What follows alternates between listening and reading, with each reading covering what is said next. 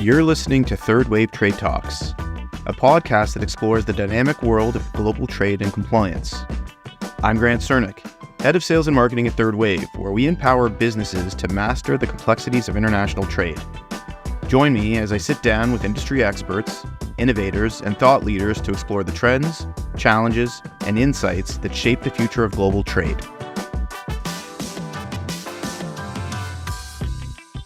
We're live. Here we are. Thanks for tuning in. Today we have Steve Ferreira from Ocean Audit. And I've been following Steve for quite a while.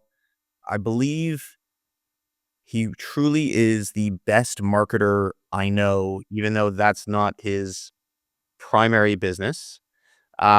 Steve, why don't you tell us what you do and tell us what you do. How can I say anything after that great intro? Thank you, Grant, so much. Just an honor to be with you today. Your show is remarkable, as you are as well. I think you're one of the top 10 voices that everyone should be following in our field in global logistics, ocean freight, and all things supply chain. You're amazing. Thank you so much for having me. And, it's funny, we talked the other day and you made that comment to me about the marketing thing. And I said to myself, if this ocean gig doesn't work out anymore, maybe I have a second career in Madison Avenue or in advertising or something. I'm 64 and I'm thinking to myself, wow, I'm having too much fun in this ocean business. Boy, that's a great lead in. So, but seriously, let me say, just for people that are listening or watching. So, we met in person, I believe, for the first time at TPM, which was in early March of this year. So you showed up with like this trailer that outside TPM. So for those of you who have never been to TPM is the largest ocean container conference in North America. It takes place in Long Beach at the Long Beach Convention Center, and it's like $1 million to get any marketing at all. Like, it's so expensive to get a booth or to get anything. And there's like a trade show floor, and then outside of the conference center are huge container out different like Maersk and Kuehne+Nagel and companies like this will have these huge setups that they pay hundreds of thousands of dollars for. And you pull up with this trailer that you spent money on the trailer, but I'm sure you didn't pay anybody at TPM to show up. And it's like this great advertising, sort of like guerrilla marketing kind of thing. And everybody sees it. They're like, what the hell is this guy doing? And who is this guy? And it's amazing. It really is amazing. And then you create these backgrounds and like everything you do has sort of like a flair. And I think it's amazing. Well, thank you. And again, it's actually interesting because it's sort of the lead into, I think, who I am and what I do. Grant's describing this incredible Airstream trailer that I had wrapped with my logo. I had a picture of myself on it, with this microphone, kind of like a cartoon character, and Ocean Freight TV, kind of go big or go home. So, I even created my own branding, with a media company called Ocean Freight TV. It's actually a property that I own. And I feel that's because, in our industry, and again, there's no debate that our industry is not boring. Our industry is very vivid and alive.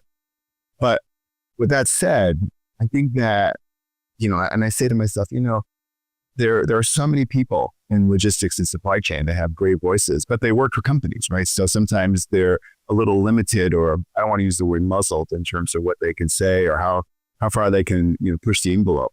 But as a solopreneur, right, and I'm a one-man shop. I have 23 of the Fortune 100 that hired me to do what Grant has asked me to describe, and that's global logistics refund recovery. So I'm able to go back 3-4 years in arrears and look at what I call the deadly sins of continuing to get in that kind of monster in my background there. I was just playing havoc with ocean freight invoice accuracy over the last couple of years. And so we're going to dig into it today in terms of why that's important for beneficial cargo owners. But, it's truly the fact that, bringing color, bringing pizzazz, bringing kind of the wow factor, I think is all part of my, well thought out branding. And, again, it's not for everybody, but I think the idea here is that, hey, look, it's a very colorful industry, and I'm just trying to, bring the whole kind of, my whole kind of joie de vivre out to the trades. And, whatever it is, it works for me. I don't just dress like this because I'm on camera. I dress like this whether I'm walking the dog. It's part of the chemistry and energy I want to bring to the beneficial cargo owners out there, Grant. So again, I thank you for the intro, and thanks for having me. Right. Well, so and I can sort of stipulate for sure, Steve is always dressed this way. This is not for the, I feel totally underdressed. I should have known he was coming guns blaring here. So okay, well let's dive into what specifically you call it. So the industry term is ocean audit, or freight audit, more generally speaking. You called it recovery or funds recovery. But why don't you explain at a high level to start, but we're going to dive in more deeply, what it is specifically that you do, and so that people understand what we're talking about. This is an amazing topic. I can go on and on forever. I'll try to keep it limited, but I think of the way I describe my business, right? Originally, when I'm a 2X entrepreneur, I sold my first company, for 7 figures back in '94. It's called Trade Check. And it made sense. Hey, what do you do? Trade check. You check trade. Okay, that was a cool name, Trade Check. So a few years in the golf course got me thinking, okay, well, what is it I really do? Well, it's Ocean Audit, right? And then my wife said, you don't want audit. My tax attorney said, you don't want audit. And these guys are thinking all wrong. Like they're thinking an audit is a bad thing. And I'm thinking, no, it's a really good thing. And so the Ocean Audit name was born. There was Ocean Freight Refunds as a potential name in there. But, when I write to clients, I don't just tell them that, hey, I'm Steve Ferreira. I can get you 3 years worth of global logistics refunds. I think you have a 6 and 7 figure refund. It takes me 30 minutes to get you set up. And within a week, I'll have, $100,000 validated. So when I talk about that, some of the buzzwords I think that can go through people's minds are, well, it's a refund, it's a recovery, it's a freight audit, contingency play. And then I started thinking, it's almost like getting reparations. It's like, I want to bring a word that's dignified and brings, fluidity to what it is we're trying to do here. Because it's not that the ocean industry is bad and that these incredible, and believe it or not, Grant, there are almost $5 billion in reparations that are due back to beneficial cargo owners for the last couple of years. But good story about this process for some of your listeners out there is that when you look at some of the events that took place in 2021, 2010, 2022, those years are still in play for reparations or refunds. I interview, it's a joke. I don't have bulletproof glass on my car, but it's not that the ocean vendors don't like me. I think they respect the hell out of me because they don't want to make errors in the first place. But a lot of them have alluded to me that, hey, Steve, in 2021, we didn't even invoice some clients until 2 or 3 months after the fact. And so they had no idea, what was going on. And we can get into the root cause of why that happens and what happened. But my role is really simple. I go to a CFO, a VP of logistics, a corporate controller, and I make a statement to them. Hey, I know you have, so-and-so company that does pre-auditing. I know you probably audit internally. But how would you ever know? It's like the whole thing. If the tree falls in the forest and no one's around, does it make a sound? How would you ever know that whoever is auditing your invoices on a pre-audit or internally, how would you know that their expertise has enabled you to capture everything? And so that's my value prop. Is I come in, don't charge anything for my services unless they get a refund. And I challenge the client that, for every 100 invoices that were issued, about 25 to 30 were incorrect. And there's a good chance that 15 out of those 30 still are in need for remediation. Okay, so let me try to paraphrase what you just said there. And basically, so ocean freight companies, whether they're carriers themselves or freight forwarders, issue invoices for the services that they provide.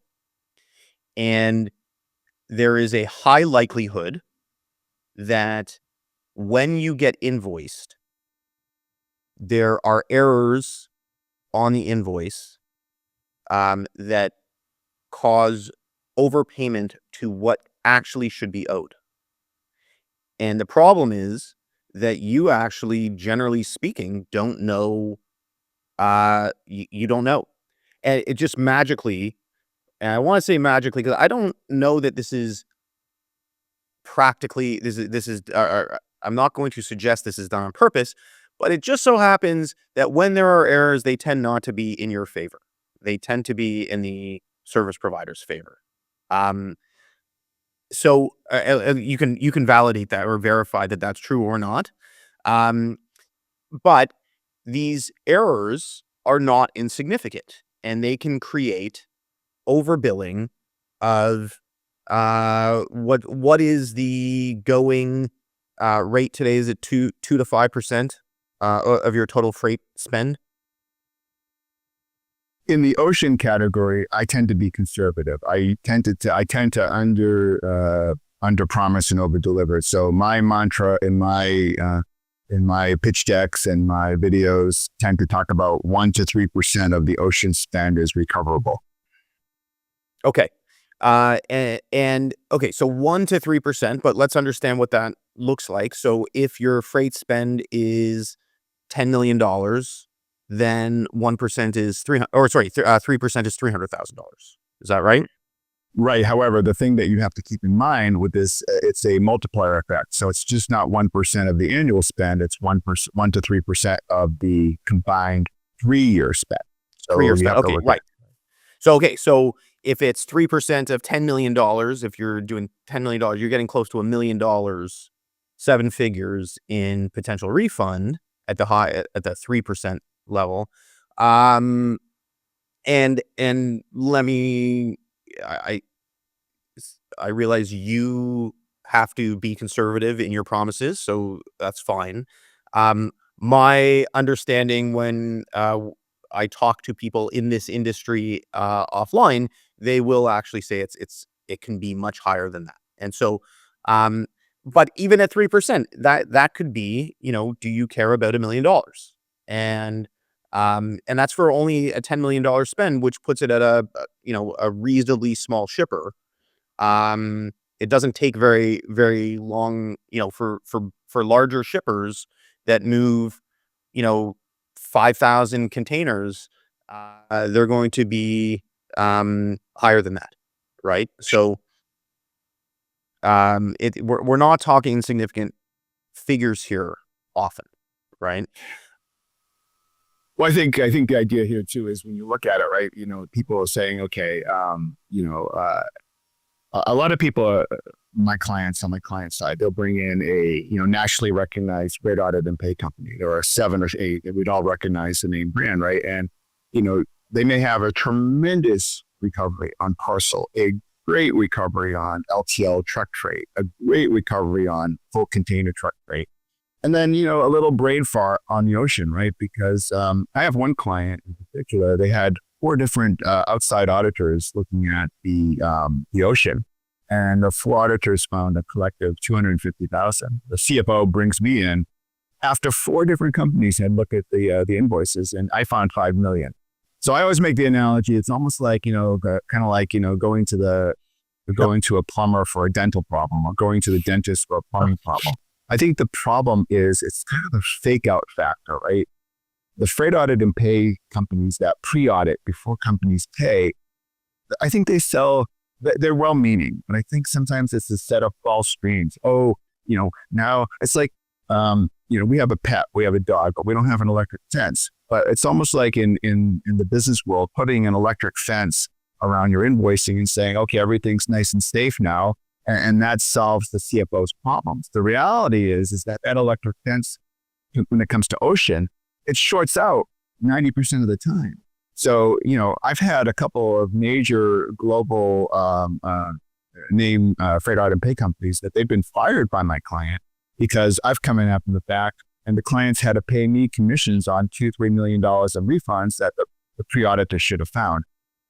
And so I think that, we're getting close, you and I are getting closer to describing some of the issues, but I think that's an important overlay for the audience, is that I don't want to replace, Ocean Audit shouldn't replace your Foursquare audit or, global ocean, global parcel and truck and whatever you're doing, right? Because I don't code down to the GL level.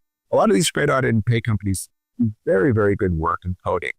The problem is they're leaving too much on the table. Yeah. So let's jump into, so there are two sort of different areas I want to explore. Maybe, and I don't know what the best order to explore them is, but one is that you alluded to the fact that auditing invoices for different modes is actually quite different, right? So a parcel audit, you don't do parcel audit, generally speaking. I know No. you can tell you a little story about sort of how you've gotten into other modes, but you're an expert in ocean audit.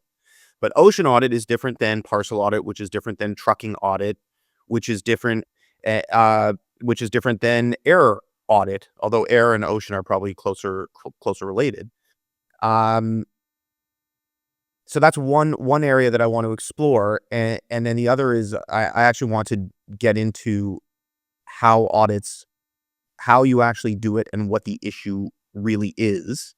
We had 3rd Wave, just as an aside, and we're gonna get to talking about it. Look at the root problems and try to solve those root problems so that you don't actually have an audit problem of an invoice, of an ocean invoice at least. But I want to get into that. But where should we start, Steve? What's an easier one to tackle first? I think the interesting thing is that how I broke into this business successfully because I was a one-trick pony. I was doing ocean only. And because of my work and my reputation, how that's now kind of expanded, although I still don't want to deviate from what I do, let's jump into how I think some of the core ocean freight recoveries can touch other areas. Okay. So do you want to, let's go there. I think that's a great start. I think that, it's really amazing, right? Because, as I said, I think I walk a tightrope, right? It's always been a challenge in a good way. Like, I cut my teeth on, I come from the ocean industry myself, working for U.S. Lines and Sealand in Asia. I've been all around the world. And so my friends are really on the logistics side. And so when I first started my business 20, 30 years ago, I would go to the logistics managers and I would tell them what I do, right? And unfortunately in logistics, right, a lot of times the job description of a logistics manager is, hey, audit the freight bills. And that sucks because I never really thought that that's the right avenue for a major company like a Nike or the Gap or Crocs to make the logistics person audit the invoices or have that in the job description. And so, when I would approach a logistics professional, he or she would say, let me see if I got this right, Steve. You want to come in, you want to find the mistakes I've been making, and then you want to tell my CFO that I cost the company $1 million. And then the next thing I would hear is click, on the phone, because, nobody wanted that, right? And so I had to quickly pivot. And when I say quick, I mean 25 years ago, I learned that the secret sauce to doing a great job for all aspects of the client is, cooperating between, say, the finance suite, the logistics suite, the procurement suite, the internal audit suite. There's high notes to hit on each one of those personas. And so I think where I shine, right, is messaging, unique messaging to each one of those sectors. And then have we all come together and say, hey, this sounds like a great idea. And hey, Bill, or hey, Jane in logistics, if Steve does find something, he's explained it well enough that the complicated nature of the way the ocean freight vendors have initiated invoice control, we need help on that, right? It's not a reflection on your role or your job that you might not have noticed these errors, right? And this kind of all came up because in 2021, 2022, it only took about 50 containers grossly misrated to have a $100,000 refund. So if somebody has 300 or 400 containers a year, there's still a chance that they can get a $100,000 refund because, as you know, Grant, the 2021, 2022, the ocean rate one week might have been $20,000 and then the next week 22,000 and then down to 19,000. So it's not unheard of based on the technical nature of how invoicing is done to have this kind of a refund. So fast forward back to the structure of, the one-dimensional kind of nature of what I thought my business was, Ocean Audit, right? It's pretty clear cut. So, but now when I go in, I'll say, I'm Ocean Audit and, we'll talk about your global logistics recoveries because what's occurred, right? Because of the plethora of, say, detention demurrage, misbillings, motor carriers that have been billed detention demurrage. So, for the past 4 or 5 years, my audit has kind of quietly expanded into not only looking at the ocean freight, the surcharges, the detention, the demurrage, port charges, the trucking associated with the container. So now I'm looking at almost every event, including some of the domestic portion of the movements, and that has really upped the ante because I used to think it was just the ocean freight vendors, NVOCCs and VOCCs that had this invoicing drama. But come to find out that, really there is invoicing drama across all modes. But here's the thing that you don't stop to think about. With all humble saying, peace and love and all that great stuff, it's a two-way street, right? So the ocean freight vendors, the truck vendors, they make mistakes. And my clients, the beneficial cargo owners, they make mistakes too. They pay the wrong amount. They code the invoice wrong. They end up paying an invoice multiple times. They don't recognize that an invoice is for the same container in a different genre. And so I think that has really opened the floodgates because of the overall container getting effect of billing from 2021 through 2023 to ramp up other areas of recovery. And so I touch almost every area now, except I won't touch parcel because it's just the one area I don't understand. Right. So, well, I would say a lot of people don't understand parcel. Parcel is sort of like a crazy thing. A quick story on parcel. I don't know if I ever told you this. So I used to work for a reasonably large company in Canada, a retail. They were the second largest retailer in Canada. And somehow, like I was running store communications. So we had a network of 500 plus stores across Canada, and we had to communicate with them. And so I ran the portal that communicated with them. And somehow, because we sent stuff to all the stores in the organization, I mean, big company, the freight bill would come to me on a weekly basis for parcel. It was all parcel. It was a 300-page invoice that somehow I was supposed to authorize payment on. I knew exactly zero about anything. Nobody trained me how to do this. I inherited the job and I was supposed to sign the bill for this thing. Like, what the hell was I doing? Right. And the answer was, I was told, just sign it. It's supposed to be something like $10,000 to $17,000 a week or whatever it was. I can't remember what the dollar figure was. And if it was like higher than that, I ended up asking a couple questions like, why was it so high? And somebody would say, oh yeah, we sent them this, whatever, a point of sale thing, whatever. So it was higher. And it's like, okay, well, it made sense to me, I guess.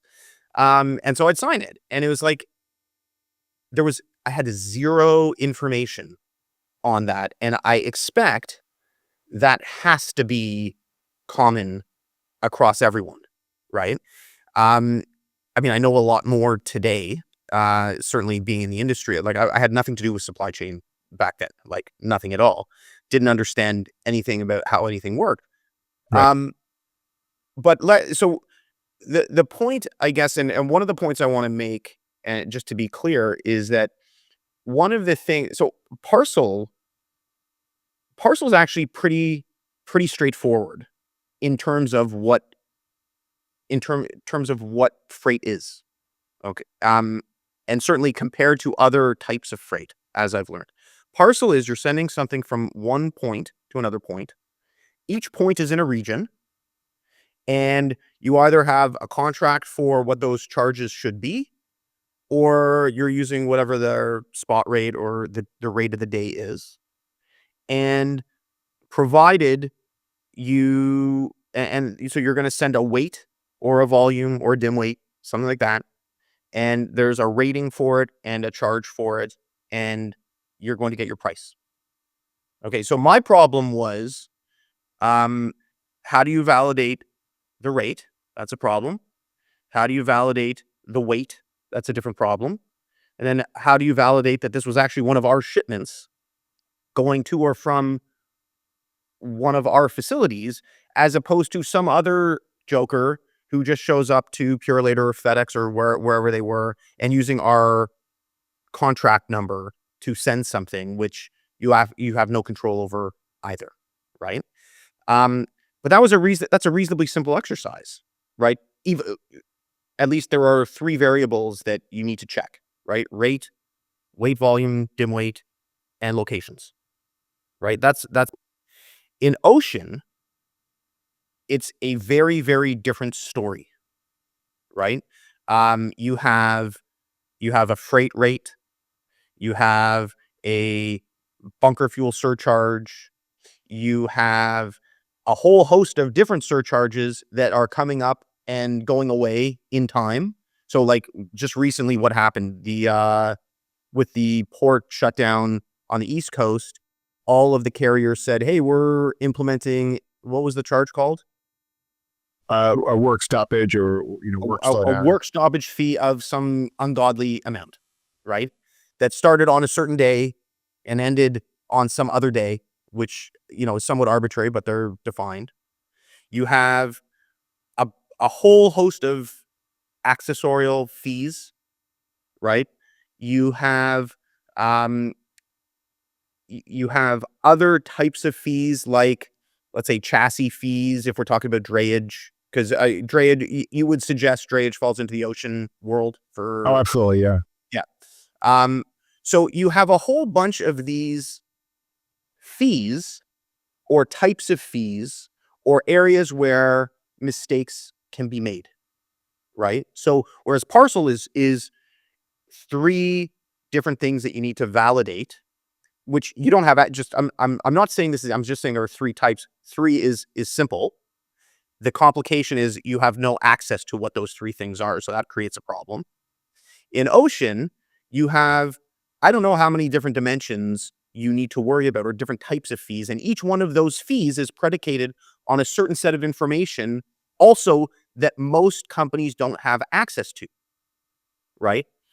And what your job is to try to access some of the data or information to confirm or reject a certain set of errors, right? And you mentioned a few of them: misbilling, double billing, overpayment. Like, if you're, one of the things you mentioned, which, I don't think about often, but every time you mention it, I'm like, Jesus, I don't know how this problem gets made, is paying an invoice twice, right? How that seems to me to be an obvious thing that could happen, that you just shouldn't happen, but you must find quite frequently.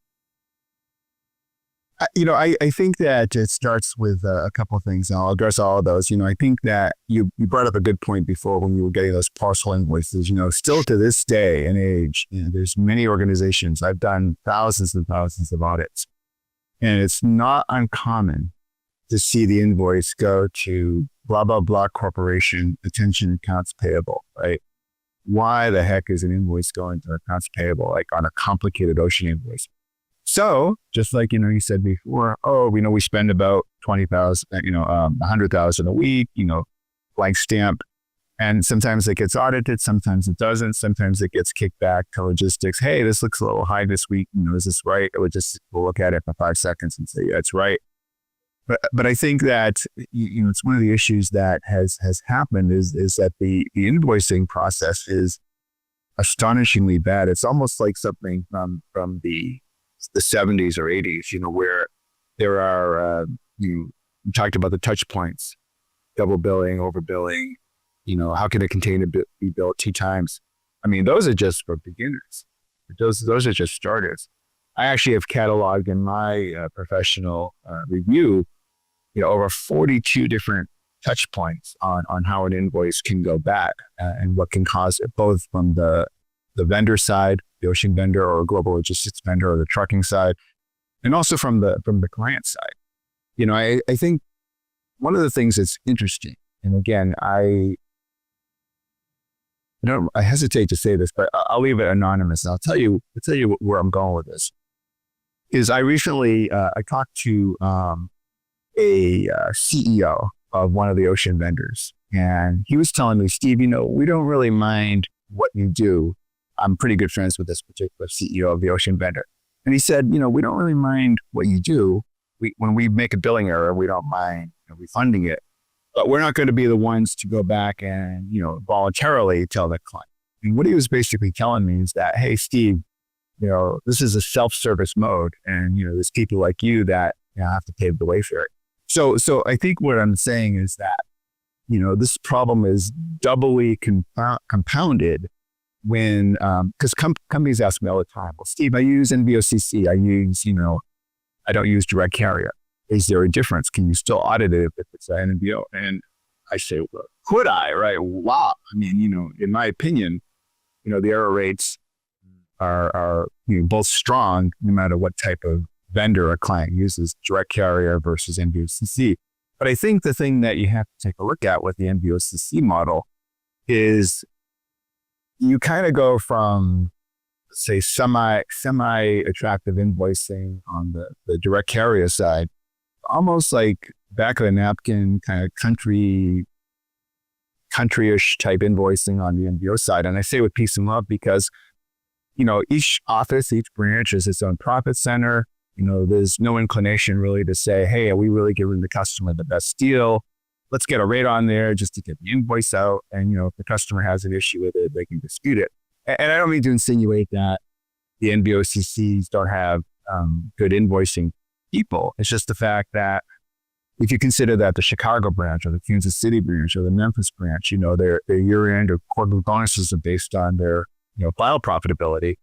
Well, it doesn't take a no-brainer to say, hey, we want to make as much as we can. And so I think I think if BCOs knew more about, like I've cataloged, there are 5,000 ocean vendors, and that may come to a surprise to many people because when you include all registered NVOCCs in China, there are multiple vendors that are authorized to issue invoices. And so I've tended to catalog, top 200 or 300. And so I know who makes the most errors. I know whose invoicing is pretty good. And so when I look at a client, it's really easy. It's like a doctor, right? I can kind of give them a visual x-ray before I even meet them and say, hey, wow, this is going to be a heck of an audit because they use blank, blank, and blank companies. And they happen to be, some of the worst invoicing I've seen. So I think it's a good predictor. I think that having somebody with my 40,000 outlier hours understands the market and, can bring those 42 touch points. Now, I will say this, I don't want to think that, and we can expand on this, Grant, I think you'll find this fascinating, but I don't want people to think that, it's a one-trick pony. Steve gets them the refund, then he moves on, and it comes back a year from now or 6 months from now. I think the other thing that clients forget about with regards to the visibility of getting ocean freight and global logistics refunds is that all of a sudden now they have a new way to measure and scorecard their carriers and their vendors and their QBRs, because now they're seeing, okay, hey, we went through the 3-year audit review and, you had double, Mr. XYZ vendor, you had double the amount of invoice errors than your competitor. We gave you a lot of business and, as a result of your subpar invoicing, we had to pay Steve, X amount. We'd like to renegotiate the next, 500 containers at $100 reduction. So sometimes the audit can be a very, very, very interesting eye opener for clients because of the unique aspect that I try to help them bring out, that it's not just, I have one client, she's really a cool girl, cool lady. She said, hey, Steve, the agreement's signed. And she says, show me the money. The famous Jerry Maguire line. And so I don't want to be just that guy that shows them the money. I want to be the guy that says, hey, I'm bringing some value to the supply chain. I may be a little bit, colorful and you want to do everything, to big and bad and bold. But at the end of the day, what I'm really trying to do is make the supply chain tighter, better, and more efficient. Yeah. Well, okay. So I want to dig in a little bit into why these problems exist. And you had mentioned sort of a really interesting thing, carrier versus NVO or freight forwarder, and how invoicing with forwarders actually might be worse than just with carriers directly. And that actually makes a heck of a lot of sense, as at least it does to me, right? And so I wrote a piece on my newsletter, which is on LinkedIn, called Importing Bunk, which you can find if you're interested. I think we'll attach a link to the show notes on this, that discussed freight audit in quite a bit of detail. And maybe I want to just give a high level synopsis to it and get your feedback on it. But Sure. basically, what I did in it was I explored sort of like the Amazon experience, and then compared that to ocean freight and what the difference is. And the analogy might not be obvious, so I'll just quickly walk through it. When you buy something on Amazon, um, you almost always, and when I say almost always, it is always, get billed exactly the right amount of money. There are no mistakes. Okay, well, why is that? And the answer is because the the whole acquisition, from acquisition to disposition or payment, is done and controlled digitally through a process, um, soup to nuts, and there's no intervention, and there's no way, in fact, that mistakes can be made from a billing perspective. If something costs $10 and you buy it, you will be charged on your credit card $10. And the problem might be the fulfillment of it. You might get what you need or you might not. Amazon's pretty good at it, unless there are some porch pirates or whatever. Um, so it's a totally controlled process. In the freight world, what you are doing is you are buying a service that is going to be carried out by someone or some company to move a box from one point to another under a set of terms that are insanely complicated, um, where the invoicing is totally disconnected from the delivery of that service. Okay. And now we're looking at the invoicing process and saying, is it consistent with the service that was delivered and the contractual terms that were agreed to? Okay, well, there are so many areas where there is disconnection and ability for mistake that it is not surprising that there is mistakes all over the place, right? So imagine, and it gets compounded, just by the by, if you're using a freight forwarder where the services are then going to be translated to the forwarder, who then in turn are going to translate it on their paper to the BCO. Okay, so now you're imputing just 100% or 200% more chance for error, right? So then that gets compounded by the fact that the BCO, the person who's going to be paying the bill, has no idea what the execution looked like, right? So let's take an example where a BCO has a contract with an ocean carrier using a freight forwarder to arrange the movement of the goods, and the BCO has no system to manage their they don't have a TMS system or something like that that understands what is actually happening on the move. They've got no idea what's going on. Okay, so you have a container that's going to move from Shanghai to LAX, and it's you have a contract, so there's supposed to be a defined rate, and so you have a rate. There's a bunker fuel surcharge that's going to be done that gets defined on a periodic basis, that it depends on when it's actually moving. There's a technical way. So if it was on December 31st versus if it left on December 31st versus January 1st, that actually could have a different bunker fuel surcharge, or it could have a different rate for that matter, because it could be a different contract. You are going to, it's going to go on its voyage. It's going to go through a port on both sides where there's a certain amount of time that matters, how long it spends inside the port. And then it's going to leave the port, and it's going to matter how long a container stays outside the port before it gets returned. And the BCO knows exactly nothing around how long any of that stuff took. And the carrier, whether it's the ocean carrier or the freight forwarder, actually desperately cares about how long the containers laid in a port and spent outside a port, because they're going to bill you for it. And then the drayage company cares about how long it's been picked up and to return, because there's going to be a chassis surcharge on that. Okay, well, that's a whole lot of information that most BCOs, and I want to say 99.9999999, I don't know how many nines there are, percent of BCOs have no idea about. And all of these elements matter to what the freight invoice is going to say, right?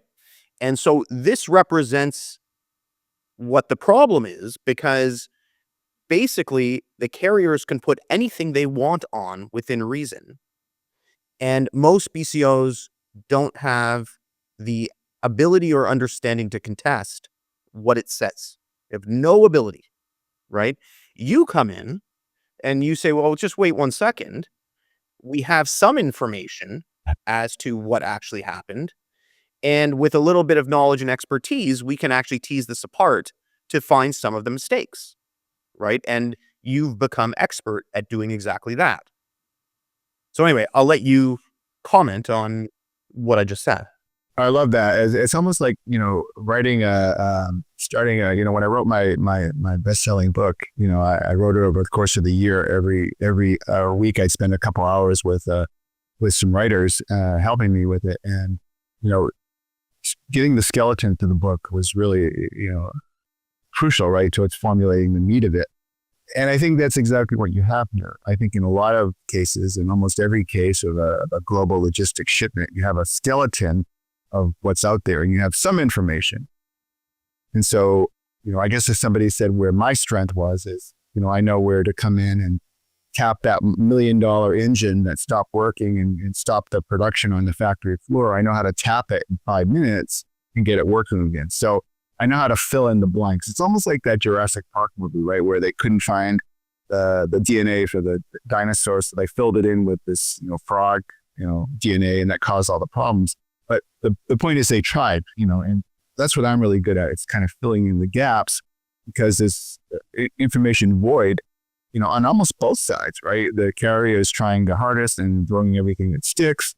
And then the BCO is also at the same time saying, well, not to say it looks close enough for government work, but, it looks close enough for government work and it gets approved. But, I was thinking as you were talking about that, there are so many little, like, I mentioned there are 42 different error types. One of my favorites, like, try to give the audience an example, because it's incredibly profound. And, when I tell it to you, maybe even yourself, with your level of expertise, will be blown away by this error type. So first time ever I've given the secret away.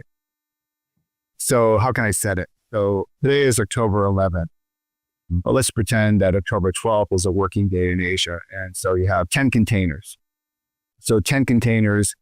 And on October 11th, when those containers are received in, say, Shanghai, the contract rate is $5,000 a container, right? So 10 containers, 5,000, that's the all-inclusive rate. Let's just say if the government work, so $50,000 for those 10 containers would be the freight charges.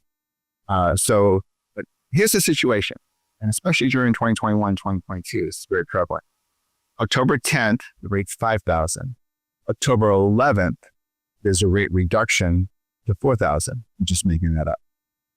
So listen to this scenario. It's just to blow you away. So let's say that 9 of those 10 containers come into the container gate at Maersk or Hapag-Lloyd or DHL or Expeditors on October 10th. So at the $5,000 rate. 9 containers come in on the 10th. On the 10th, the rate's $5,000. The 10th container, maybe the production was late, comes in on the 11th. The 11th, October 11th, the rate is $4,000.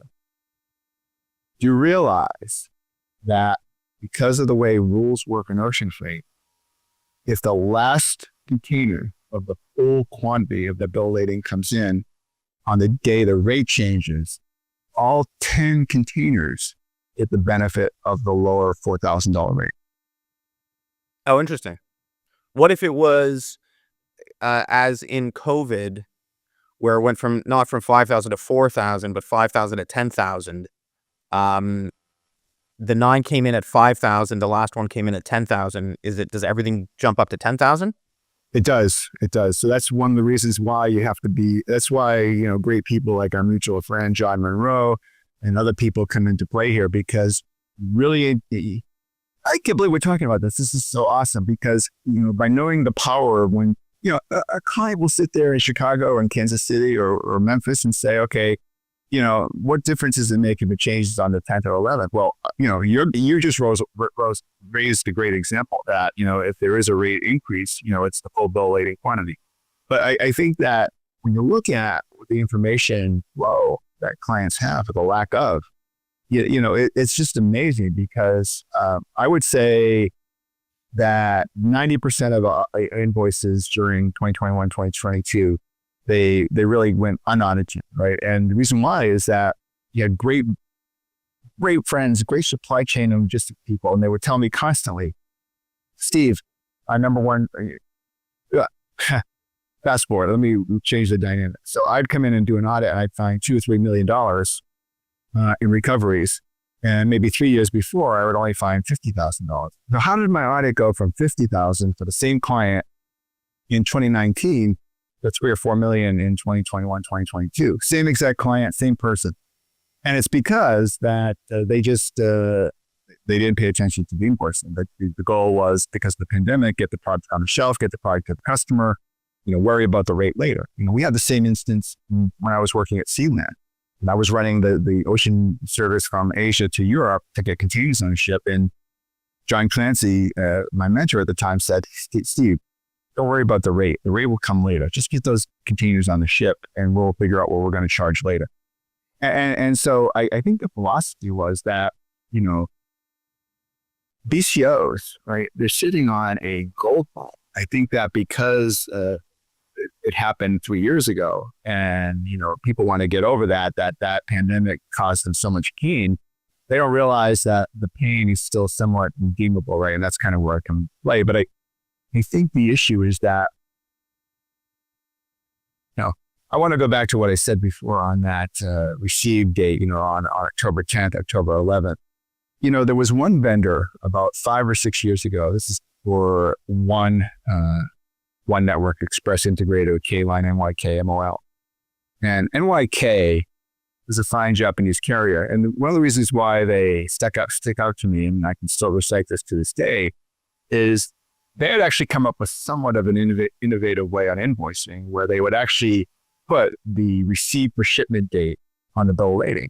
Because I think I want the audience to know as well that, and I even had a professional logistic guy a few weeks ago say, hey, Steve, we appreciate you getting us this refund. I thought the date that mattered was the bill lading date. I said, hey, Tom, the bill lading date means nothing, right? The bill lading date could be October 11th, but if that cargo came in October 5th, the October 5th date is everything. And so NYK actually had the October 5th date on the invoice, on bill lading. And so, it would at least give BCOs a fair chance at redemption, right? That they could catch that on their own. But I think the problem, Grant, it stems from a people, this industry is all about the relationships, right? And so I built these strong relationships to know that, look, I love the circus. I love the trapeze. But I also understand the nuance of having a safety net, right? When you're doing these kind of high the wire spending acts, right? And I think that having a safety net like myself or someone else that does it well for parcel under their performance is really what they need to have. And unfortunately, a lot of the clients out there have been sold some false goods, right? The quick fix, the pre-audit that's great for parcel, but stinks for ocean. And I think that those are some of the root causes that we need to change.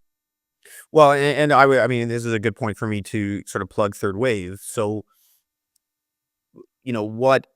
our belief at 3rd Wave is that what is required. So, most companies operate where they have an ERP, and that ERP has a view of what's happening with their products. They order their products through a purchase order.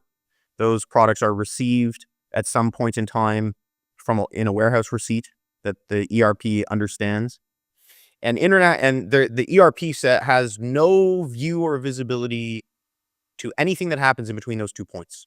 Okay, and then at some point they'll get a freight invoice, which has whereas a product invoice starts at a purchase order and ends at a product invoice, and you can match those together to make sure that what you ordered was what you received, or the price that you contracted for on the purchase order is the price that was invoiced against you. In freight, you don't have that for a whole host of reasons, not the least of which is it's so complicated that your ERP can't manage it. But there isn't even the concept within an ERP to manage it if you wanted to. And so 3rd Wave is designed to fit in between that purchase order and warehouse receipt and be a sidecar to the ERP. And it understands the freight process along with the product process. It also understands products. And it is actually tracking the execution of what is happening through its freight process.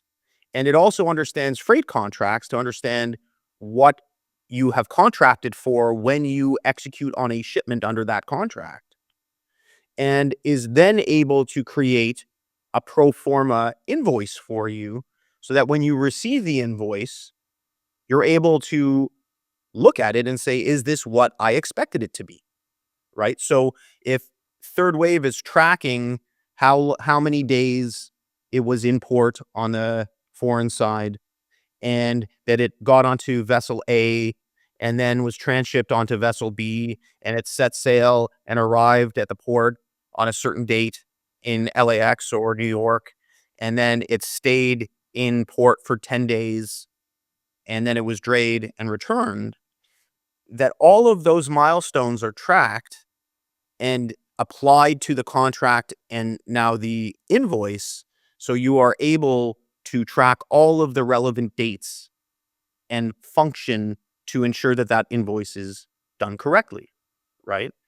And so, anyhow, that's, so you have solution A, which is use a company like Ocean Audit, Steve Ferreira, or you have solution B, which is a technology solution that helps you control your entire process from a freight perspective so that it goes back. Or you could use both of us together, which is Steve goes back in time and gets what you misjudged, and then 3rd Wave comes in and makes sure that you don't have that problem going forward. Those are all reasonable solutions.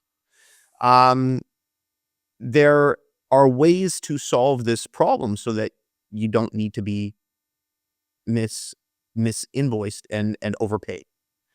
I'm wondering if you said you had a list of 42 different types of mis-invoicing. I'm wondering if you can give us the top 5 types of mis-invoicing that you find.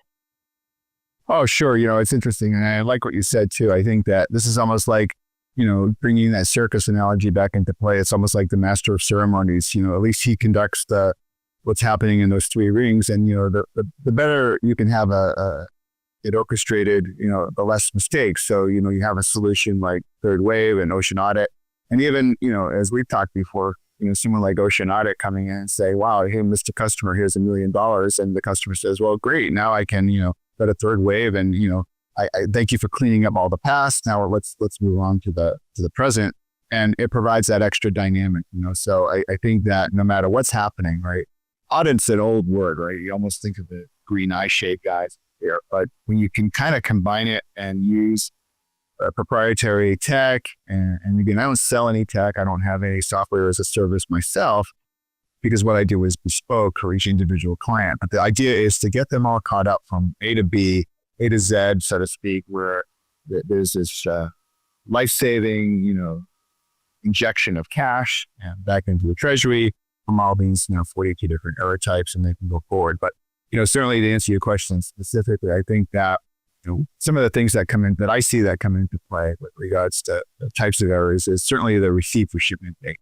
I think that it's one of the biggest problems out there is the transparency. And some people will say, well, it's almost as if the ocean carriers don't want the client to have all the info. And, I have to say, I don't think that any of the invoicing errors that I've seen per se, really malicious, but why not have the receipt for shipment? Now, again, some great systems, maybe yours as well, can record that date. And, I think that's an important delimiter. But I've audited the best companies around the world.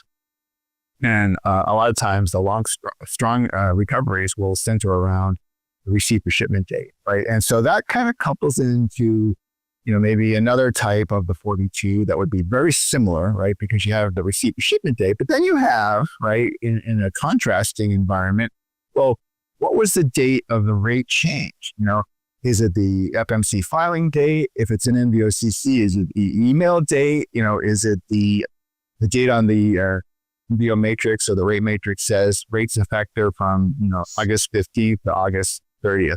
Is it August 15th at 12 a.m.? So I think the clarity on when the rates are effective, both from the vendor side and then that receipt for shipment date, they're almost, and again, I don't want to say I got a very tight 42, they're 1 or 2, but they're up there in a big way in terms of some of the things that make a huge difference.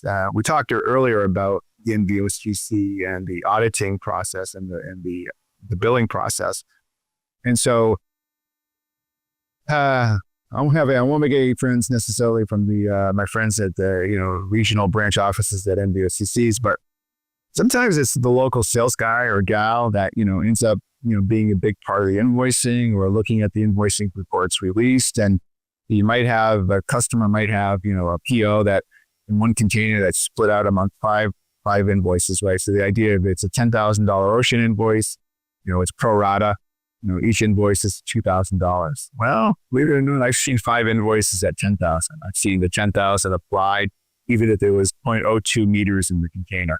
So I think it's really important. I have a lot of clients that invoice, at the PO level. So you could have 20, 30 ocean invoices in the container. So that's a challenge. It depends on the enterprise you're looking at, but certainly how that execution is on the nomenclature of the invoicing. You mentioned a great one before.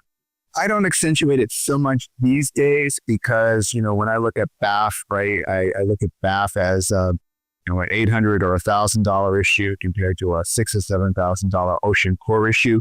But certainly, in an environment like we spoke about before, on dates that BAF changes, which, could be quarterly, those are huge red flags to look at. Another good area too is the fact that, container numbers, and again, your audience, from a geek perspective, the 7, there's a, CRXU 1, 2, 3, 4, 5, 6, 7, right? Those 7 numbers in a scat series on an ocean container. And we call the 7th number a check digit, right? And so sometimes that check digit may or may not be there. So you have, TRXU 1, 2, 3, 4, 5, 6, 7, and then you have TRXU 1, 2, 3, 4, 5, 6, and the 7's not there on another invoice. And so any kind of deduping system is not going to catch that. And I would say that sometimes the duplicate, the fact that one of the other big types on my 42 list are that some ocean vendors use the bill of lading as the invoice number. Some ocean vendors have a separate invoice number and a bill of lading number. And certainly that stems confusion. And sometimes a company will put like Yang Ming will have, YMAU YMLUW, blah, blah, blah, blah, blah. And so that's the full bill lading number, but the invoice number is the W part, right? So a client might have an invoice at YMLU W123, and then the next one will be W123.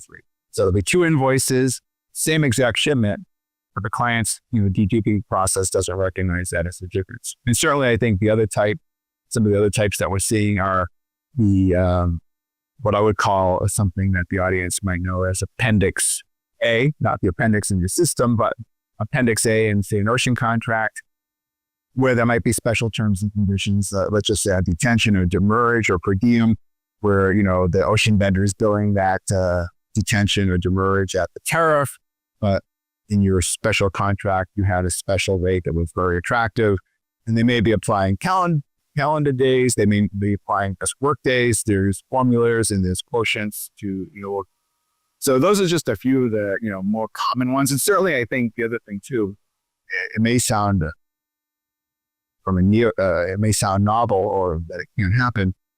But remember in Ocean, we have really only 4 or 5 containing choices, right? We have a 20, a 40, 40 high cube, 45, and a 53. And so generally speaking, a lot of the vendors have equalized 40 and 40 high cube at the same level. Some have it as 12.5% higher.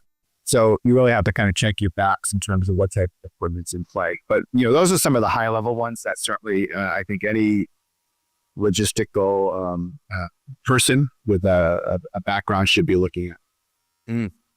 Perfect.